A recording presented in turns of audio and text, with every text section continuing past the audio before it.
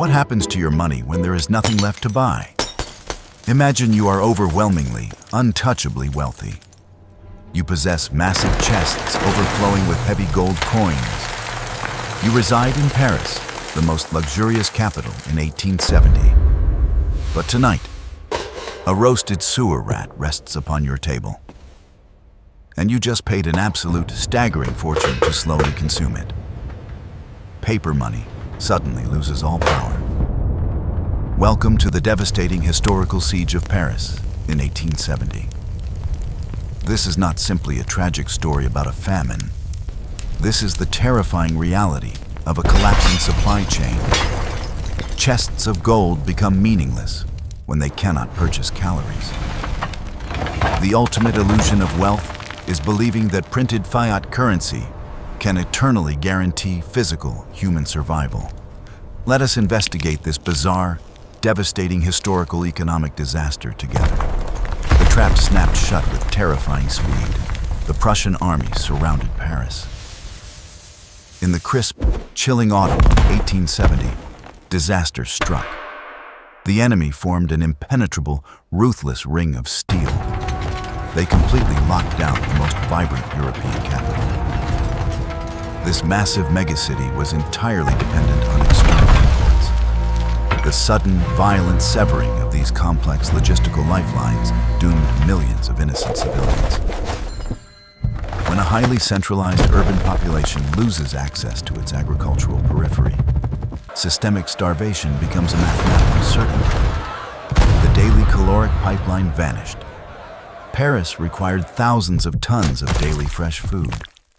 Trains and horse-drawn carts constantly flooded the city markets. The entire urban ecosystem balanced perfectly upon continuous transit. Suddenly, the relentless, heavy Prussian artillery shattered those railways. Bakers stared at empty flour bins while screaming mothers desperately sought milk for dying infants. An advanced society operates under the fragile, collective hallucination that complex supply chains are permanent and unbreakable. But the rich rarely believe the rules apply to them. The wealthy elite felt invincible. Aristocrats initially mocked the massive, looming threat of starvation. They possessed incredibly deep, heavily fortified vaults of wealth. They fundamentally believed that hard cash could buy anything. Their financial ledgers projected absolute, unquestionable security and comfort.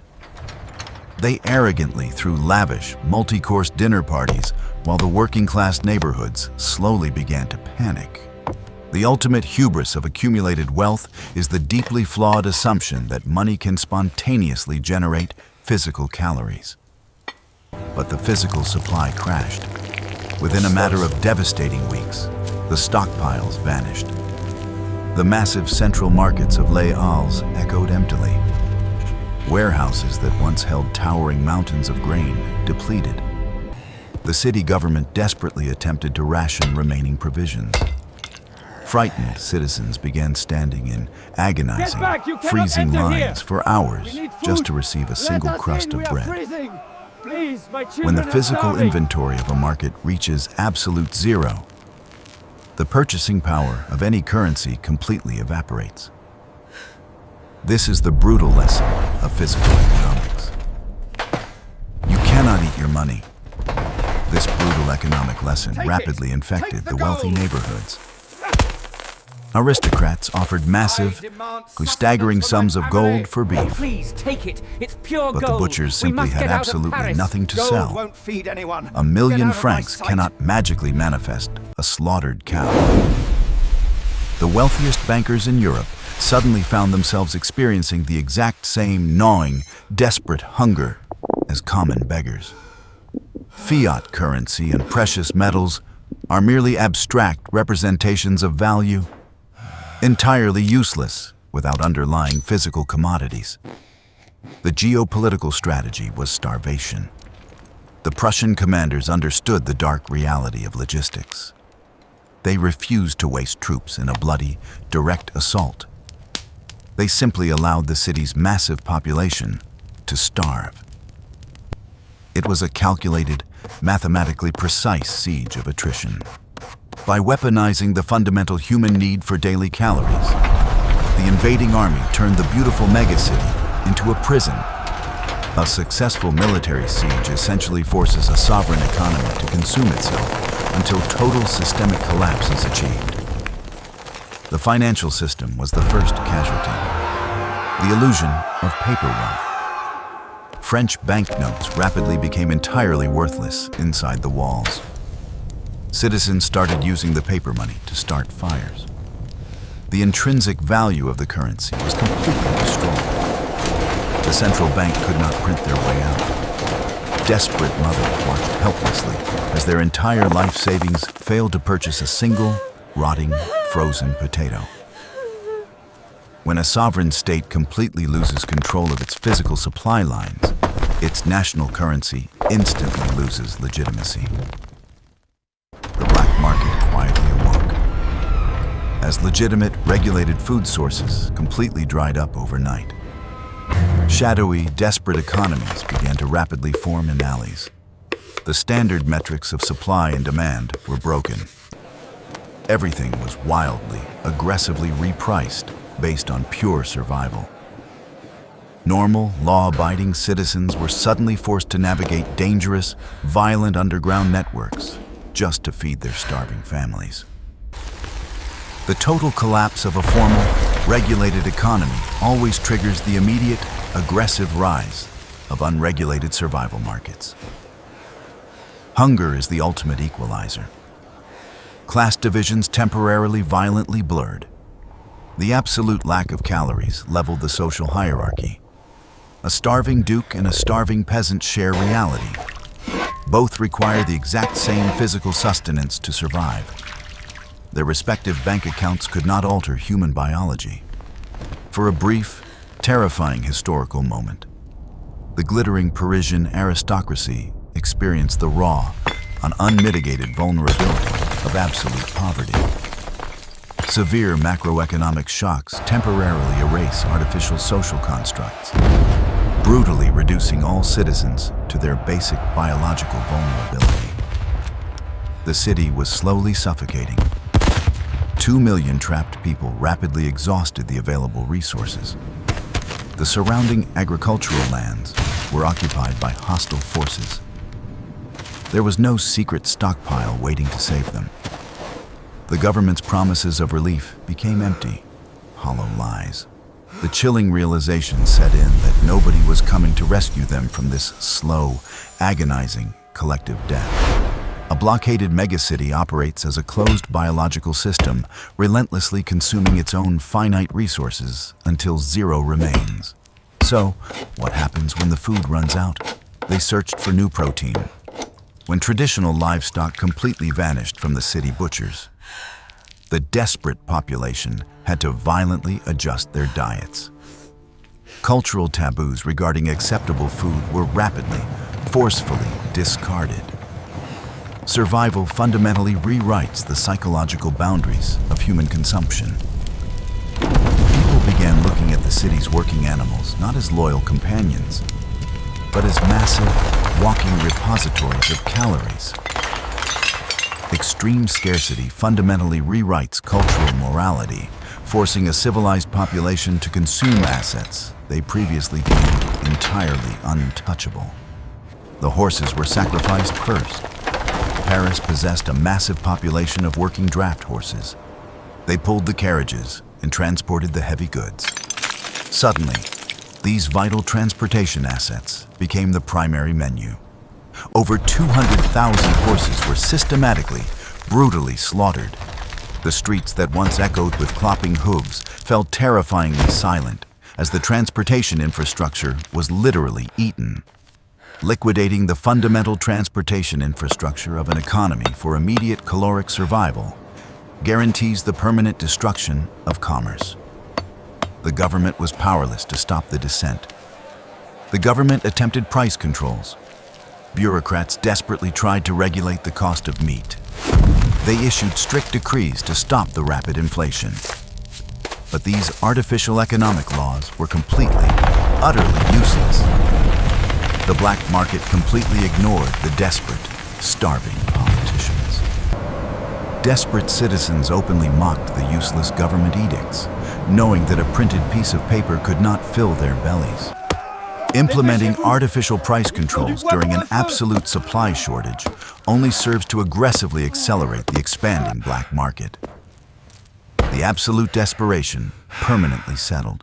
The crisp autumn slowly turned into a freezing winter. The remaining firewood was quickly burned to stay warm. The wealthy elites stared blankly at their useless gold. The illusion of their impenetrable financial security was shattered.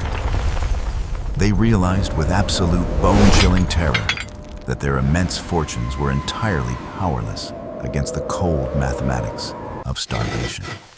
The total severing of a supply chain brutally exposes the terrifying fragility of highly complex, centralized, urban civilizations. When the infrastructure is eaten, the nightmare truly begins. The horses were completely consumed. Over 200,000 draft animals were systematically slaughtered. But the immense hunger of millions remained entirely unsatisfied. Desperate citizens turned their hungry eyes toward beloved pets. The stray dog and cat populations mysteriously, rapidly vanished. The psychological barrier of consuming domestic companions collapsed under the unbearable, crushing weight of starvation. When traditional agricultural logistics completely fail, a desperate populace will ruthlessly harvest its own immediate environment. Then, they hunted the sewers. The filthy, despised Parisian rat experienced a massive repricing. A grotesque, new economic commodity suddenly dominated the streets. The Hôtel de Ville Square became a bustling rat market. Professional rat catchers suddenly became incredibly wealthy, vital merchants. Then this terrifying economic pivot proves scarcity fundamentally dictates the absolute value of any physical asset. An object previously considered entirely worthless is instantly monetized when it becomes the only available survival mechanism. The wealthy still tried to buy their way out. The inflation numbers were horrifying. A single fat sewer rat commanded 2 to 3 francs. This equated to tens of dollars in modern fiat currency. The ultra-rich desperately sought to maintain their social status. They paid absolute fortunes to slaughter the Paris Zoo. Aristocrats casually dined on roasted elephant, camel, and antelope for their lavish, grotesque Christmas feasts. Extreme hyperinflation violently distorts the market, forcing the elite to liquidate immense wealth for momentary caloric sustenance. The intrinsic value completely collapsed. In this dark market, physical gold became utterly meaningless. A heavy gold bar cannot be digested for vital energy. Trust in the established financial system was permanently bankrupted. Calories became the only recognized currency inside the besieged walls. Wealthy European bankers learned that a mountain of gold cannot purchase a non-existent loaf of bread. When an economy hits its absolute biological foundation, paper wealth is exposed as a collective hallucination. The butchers manipulated the panic. Shady meat vendors ruthlessly exploited the terrified, starving populace. They heavily disguised dog meat as premium, expensive mutton. Fraud ran absolutely rampant through the chaotic, unregulated stalls, and the working class suffered the most devastating, lethal nutritional deficits. While the rich purchased exotic zoo animals, the poor slowly perished in the freezing, unforgiving Parisian gutters. A collapsed supply chain violently magnifies class inequality, turning a shared crisis into a slaughter of the poor. Biology always wins. The city was finally broken. In January 1871, the proud French capital officially surrendered. Paris did not fall to devastating Prussian artillery fire. It fell because its survival economy ran completely dry. The invincible fortress was defeated by a lack of calories. Millions of starving, exhausted citizens were violently brought to their absolute biological limits. The ultimate defeat of an empire is rarely military, but the total exhaustion of physical logistics. The core macroeconomic lesson remains. The horrific siege of Paris is a perfect historical example. It represents an extreme, devastating historical stagflation economic shock. It proves that the true wealth of a nation is physical. We must aggressively analyze these historical collapses for modern warnings. The true wealth of an individual does not lie in hoarding printed fiat. Genuine national security is entirely dependent on the capacity to produce and circulate actual physical commodities. Hard assets guarantee human survival. You cannot digitally download a loaf of fresh baked bread. A mountain of gold cannot replace a functioning agricultural farm. Our modern global economy is infinitely more complex today. We rely entirely on just-in-time delivery systems for our survival, but we remain terrifyingly vulnerable to the exact same logistical bottlenecks and starvation. When the supply chain shatters, the most sophisticated financial instruments instantly revert to their intrinsic zero. So ask yourself, what if the truck stopped? Imagine if our modern global supply chain broke down entirely. What would happen in your city after 30 long days? Could digital cryptocurrency or paper money actually save your life? The fragile illusion of wealth requires constant, uninterrupted physical motion. The terrifying truth is that we are always only 9 meals away from absolute urban anarchy. Please subscribe, drop a like, and comment your thoughts on this fragile global supply chain below.